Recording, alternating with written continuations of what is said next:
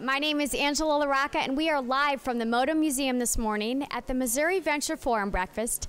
I am lucky enough to be standing next to our speaker this morning, Tim Noonan of Boeing. Good morning, Tim. Morning, Angela. Well, thank you so much for being our speaker. I can't say enough good things about a presenter who has people asking question after question at the end.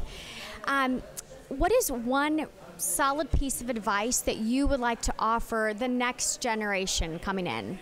You know, the one thing that we've noticed at Ventures is that, the next generation is eager to, view work from a position of meaning, a position of working for something bigger than themselves. And, part of that is alliance, risk-taking, and what we've seen is that you really need to challenge this next generation of entrepreneurs and employees, and you need to create a condition and culture that allows them to thrive. And one of the things that we talk about in our ventures team is that everyone matters, that we want to send everyone home every day better for being part of the team and bring out in them the best of themselves. And we talk about values like tenacity and unity and trust and initiative and discovery as ways to operate. So that's one thing that, as you're thinking about what the next gig is or the first gig is probe and drill into the values, not only of the company of what they do and why they matter, but how the team operates. That's excellent. I mean, I can imagine what that does for morale. And when you have a job where you cannot wait to get there and you're just, that what you do matters, like you said.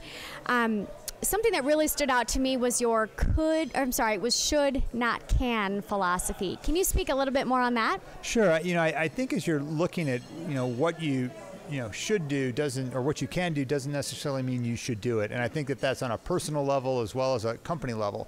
I mean, you think about allocating your time. You say, well, I could do this, but should I do it? And so we spend a lot of time in ventures as we look at opportunities that are coming through with the vast resources of the Boeing company, with our reach, with our people, with our capital, with our resources. There's a lot of things that we could do, but the question is, should we? And you should ask that question early, ask it often, because what can happen is that you might start something, it might get big, the proverbial dog might catch the bus. And then you say to yourself, I'm not sure I wanted to be in this business anyway. And if you have highly motivated, tenacious, gritty entrepreneurs working for you, they're going to catch a lot of buses. Wow, I think that is a fantastic philosophy. I mean, it sort of saves that whole, well, this seemed like a good idea at the time mentality. So you've been a tremendous success and you are very well known all over the place. What is something that you wish someone would have told you as you were just starting out in your career?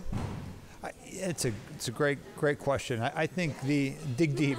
I think the thing that I wish someone would have told me and I understood better is just how much all this work is a team sport. That we in our nation, there's the myth of the individual, and there are individuals, but more importantly, there's teams. And the myth of the self-made man, the myth that the lone entrepreneur, it's all about the team. It's all about fighting for each other's success and understanding that better and earlier, I think something that I've learned the hard way along the way.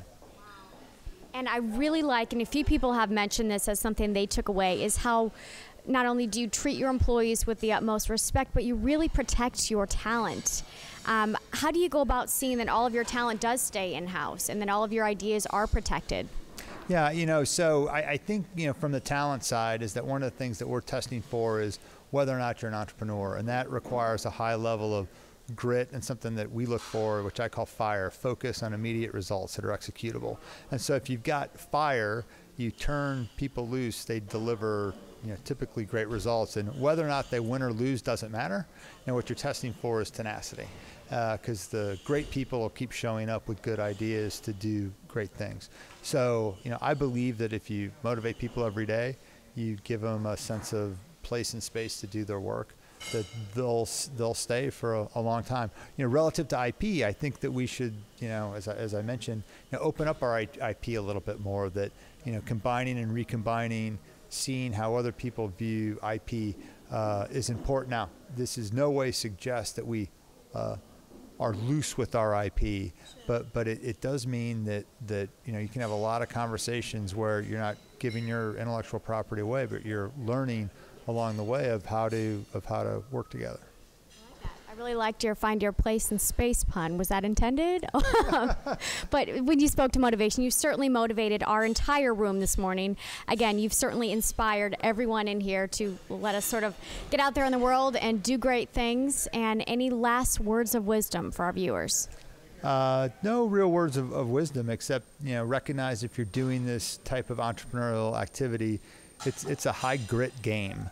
It requires a ton of perseverance, a ton of tenacity, and you really need to recognize that. So, character counts, and tenacity always trumps talent every day of the week. Wow. And you said you didn't have any words of wisdom. That was incredible. Thank you so much for your time. Thanks, Angela.